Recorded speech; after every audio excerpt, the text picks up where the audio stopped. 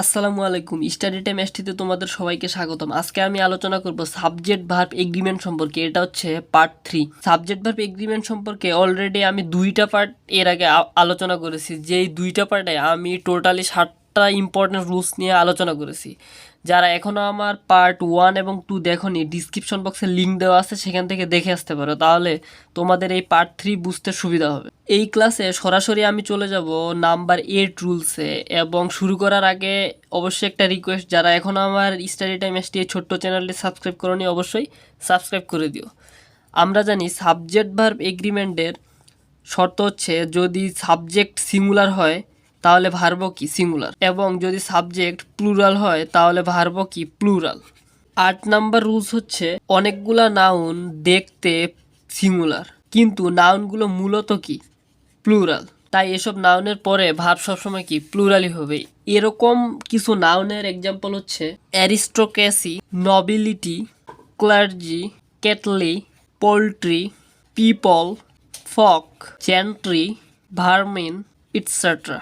তাহলে 8 number rules থেকে আমরা বুঝলাম যে এই যে নাউনগুলো, এইগুলো দেখতে মূলত কি সিঙ্গুলারের মতো, কিন্তু আসলেই এরা প্লুরাল, তাই এসব নাউনের ভার্বগুলো অবশ্যই কি প্লুরাল হবে। এখন এক্সাম্পলের সাহায্যে আমরা বিষয়টি ক্লিয়ার হওয়ার চেষ্টা করব। এক্সাম্পল হিসেবে আমি যদি বলি cattle is oblique are grazing in the field, এই বাক্যটিতে আমরা যদি লক্ষ্য করি কেটলি হচ্ছে কি এ বাক্যের সাবজেক্ট, এবং যেহেতু এটা দেখতে সিঙ্গুলারের মতো কিন্তু আমরা জানি যে মূলত এটা কি প্লুরাল, তাই এর পরবর্তী ভার্বটি অবশ্যই কি প্লুরাল হবে। কারণ সাবজেক্ট ভার্ব এগ্রিমেন্টের শর্তই হলো কি সাবজেক্ট সিঙ্গুলার হলে ভার্ব সিঙ্গুলার এবং সাবজেক্ট প্লুরাল হলে ভার্ব প্লুরাল।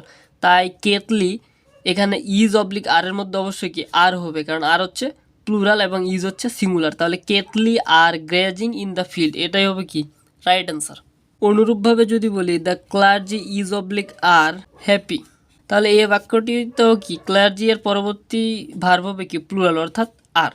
এরপর নাম্বার 9 রুলস হচ্ছে কিছু নাউন দেখতে প্লুরালের মতো কিন্তু এই নাউনগুলো মূলত কি সিঙ্গুলার, তাই এরকম নাউন যদি বাক্যের মধ্যে সাবজেক্ট হয় তাহলে ভার্ব অবশ্যই কি সিঙ্গুলার হবে। এরকম কিছু নাউন হচ্ছে mathematics, news, physics, politics, গ্যালোস, et cetera. তাহলে 9 নাম্বার রুলস থেকে আমরা বুঝলাম যে আমি নিচে যেই কয়েকটা নাউন লিখেছি এই নাউনগুলো মূলত দেখতে কিন্তু প্লুরালের মতো, কারণ এগুলোর সাথে কি প্রতিটার সাথে এস যুক্ত আছে অথবা ইএস যুক্ত আছে। যদিও এই নাউনগুলো দেখতে প্লুরালের মতো কিন্তু আসলেই কিন্তু এরা সিঙ্গুলার। তাহলে এই সব নাউন যদি একটা বাক্যের মধ্যে সাবজেক্ট হিসেবে ব্যবহার হয় অবশ্যই কি ভার্বটিকে আমাদের সিঙ্গুলার করতে হবে। এক্সাম্পল হিসেবে আমি যদি বলি the news is oblique are false, তাহলে এই বাক্যে আমি যদি লক্ষ্য করি দ্য নিউজ এখানে সাবজেক্ট, এটা আসলে দেখতে কি প্লুরালের মতো কিন্তু আসলেই তো এটা সিঙ্গুলার, তাহলে এটার পরবর্তী ভার্ব অবশ্যই কি সিঙ্গুলার হবে অর্থাৎ ইজ হবে। তাহলে দ্য নিউজ ইজ ফলস। আবার যদি বলি physics is oblique are my favourite subject, এ বাক্যেও কি ফিজিক্স হচ্ছে কি সিঙ্গুলার, তাহলে ভার্ব হবে কি is, physics is my favourite subject. এরপর নাম্বার 10 রুলস হচ্ছে কিছু নাউন দেখতে প্লুরালের মতো এবং এইসব নাউন কি আসলেই প্লুরাল, তাই এসব নাউন যদি কোনো বাক্যে সাবজেক্ট হয় তাই ভার্ব কি হবে প্লুরাল হবে। এরকম কিছু নাউন হচ্ছে scissors, trousers, shorts, pants, glasses, etcetera. তাহলে আমরা বলতে পারি scissors, trousers, shorts, pants, glasses এসব নাউন দেখতে কি প্লুরালের মতো এবং এগুলো আসলেই প্লুরাল, এবং এই নাউনগুলোর বৈশিষ্ট্য হচ্ছে কি এদের প্রত্যেকটারই কিন্তু দুইটা পার্ট আছে। আমরা যদি লক্ষ্য করি সিজার্সের দুইটা পার্ট আছে অবশ্যই, এবং ট্রাউজারেরও কি দুইটা অংশ আছে কারণ দুইটা পা, শর্টসেরও দুইটা অংশ আছে, প্যান্টেরও কি দুইটা অংশ আছে, গ্লাসেস এরও কি দুইটা অংশ আছে। তাহলে এক্সাম্পল হিসেবে আমি যদি বলি the scissors is oblique are blunt, তাহলে এই বাক্যটিতে সিজার্স হচ্ছে কি প্লুরাল, তাহলে দ্য সিজার্স আর ব্লান্ট। পর রুলস নাম্বার 11 হচ্ছে বইয়ের নাম অথবা দেশের নাম, এগুলো দেখতে প্লুরাল হলেও তারা মূলত সিঙ্গুলার এবং তাদের পর অবশ্যই কি সিঙ্গুলার ভার্ব বলবে। এক্সাম্পল হিসেবে আমি যদি বলি Gulliver's Travels is oblique are famous book, এই বাক্যটিতে আমরা যদি লক্ষ্য করি গলিভার্স ট্রাভেলস, এটা দেখতে কিন্তু মনে হচ্ছে যে এটা প্লুরাল কিন্তু আসলে এটা তো অনলি একটা বইয়ের নাম, তাই না? তাই অবশ্যই এটা প্লুরাল হওয়ার কোনো সুযোগ নেই। এবং এরপর ভার্ব কি, অবশ্যই সিঙ্গুলার হবে। তাহলে Gulliver's Travels is famous book. অনুরূপভাবে যদি আমি বলি the United States of America is oblique are a rich country, এর অর্থ হচ্ছে কি ইউনাইটেড স্টেটস অফ আমেরিকা কি একটি ধনী দেশ। তাহলে the United States of America এটা দেখলে মনে হয় কি প্লুরাল, অনেক লম্বা একটা নাম বা মনে হয় যে অনেকগুলো ওয়ার্ড, এটা তো সিঙ্গুলার হওয়ার সুযোগ নেই। কিন্তু এটা তো একটা দেশের নাম, তাই অবশ্যই কি এটা সিঙ্গুলার। তাহলে ভার্ব কি হবে সিঙ্গুলার, তাই ভার্ব কি সিঙ্গুলার হবে এবং ভার্ব হবে কি is. United States of America is a rich country.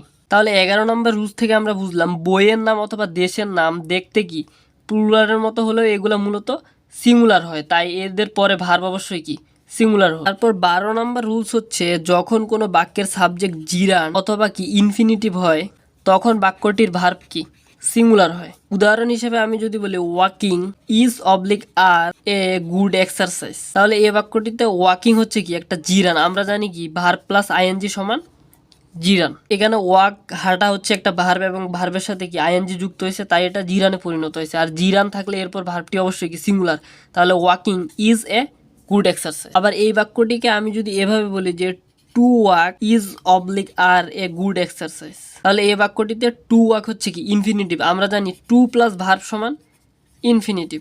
এখানে ওয়াক হচ্ছে ভার্ব এবং পূর্বে টু ব্যবহার হয়েছে, তাই এটা একটা ইনফিনিটিভ এবং এরপরে ভার্ব অবশ্যই কি singular. Two walk is a good exercise. এরপর 13 নম্বর রুলস হচ্ছে রিলেটিভ প্রোনাউনের পরে ভার্ব অ্যান্টিসিডেন্ট অনুযায়ী ব্যবহার হয়। এক্সাম্পলের সাহায্যে আমরা বিষয়টি ক্লিয়ার হওয়ার চেষ্টা করব। আমি যদি বলি it is I who is oblique M responsible for this, তাহলে এই বাক্যটিতে আমরা যদি লক্ষ্য করি রিলেটিভ প্রোনাউন হচ্ছে কি হু এবং অ্যান্টিসিডেন্ট হচ্ছে কি আই। আর আমরা জানি যে রিলেটিভ প্রোনাউনে ভার্ব অ্যান্টিসিডেন্ট অনুযায়ী ব্যবহার হয়। এখানে রিলেটিভ প্রোনাউনের অ্যান্টিসিডেন্ট হচ্ছে আই, তাহলে আই এর সাথে আমরা সাধারণত জানি কি কখনো ইজ হয় না, এম হয়। তাহলে it is I who am responsible for this. এরপর 14 নম্বর রুলস হচ্ছে কোনো সেন্টেন্স যদি ইন্ট্রোডাক্টরি দেয়ার দ্বারা শুরু হয় এবং তারপরে যদি সিঙ্গুলার নাম্বার থাকে তাহলে ভার্ব অবশ্যই কি সিঙ্গুলার, এবং যদি প্লুরাল নাম্বার থাকে তাহলে ভার্ব প্লুরাল। উদাহরণ হিসেবে যদি বলি there is oblique are a big tree in front of our school, তাহলে এই বাক্যটিতে আমরা যদি লক্ষ্য করি এটা কি ইন্ট্রোডাক্টরি দেওয়ার দ্বারা শুরু হয়েছে এবং এর পরে যদি সিঙ্গুলার নাম্বার থাকে তাহলে ভার্ব সিঙ্গুলার, যদি প্লুরাল থাকে তাহলে ভার্ব প্লুরাল। আমরা যদি লক্ষ্য করি এরপরে এ বিগ ট্রি এটা হচ্ছে কি একটা সিঙ্গুলার নাম্বার, তাই আমাদের ভার্বটিও কি অবশ্যই সিঙ্গুলার হবে। তাহলে there is a big tree in front of our school. আবার এই বাক্যটিকে আমি যদি এভাবে বলি there is oblique are many schools in our areas, এ বাক্যটিতে আমরা যদি লক্ষ্য করি যে ইন্ট্রোডাক্টরি দেয়ারের পর মেনি স্কুলস এটা কিন্তু একটা প্লুরাল নাম্বার, তাহলে অবশ্যই ভার্বটা কি হবে প্লুরাল হবে, অর্থাৎ there are many schools in our areas. Subject verb এগ্রিমেন্টের পার্ট 3-তে আমরা যেই কয়েকটা গুরুত্বপূর্ণ নিয়ম শিখলাম যদি একটু হাইলাইটস করি, যে আমরা জানি সাধারণত সাবজেক্ট যদি সিঙ্গুলার হয় ভার্বও সিঙ্গুলার হবে, সাবজেক্ট প্লুরাল হলে ভার্বও কি প্লুরাল হবে। এবং 8 নাম্বার রুলসটি ছিল এরকম কিছু নাউন দেখতে সিঙ্গুলার কিন্তু মূলত এরা প্লুরাল, তাই এই নাউনগুলোর ভার্ব হবে কি প্লুরাল, যেমন aristocracy, nobility, clergy, cattle, poultry, people, folk, gentry, vermin etcetera.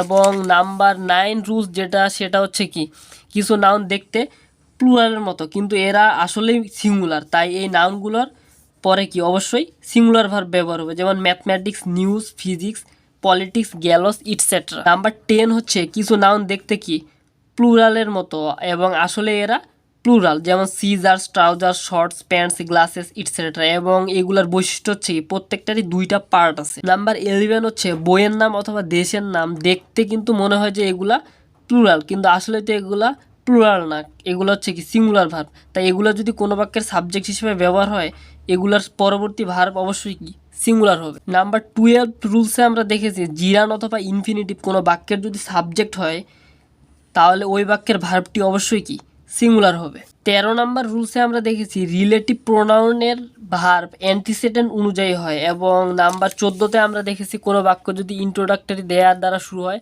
তাহলে এর পরে যদি সিঙ্গুলার নাম্বার থাকে তাহলে ভার্ব সিঙ্গুলার, যদি প্লুরাল থাকে তাহলে ভার্ব প্লুরাল।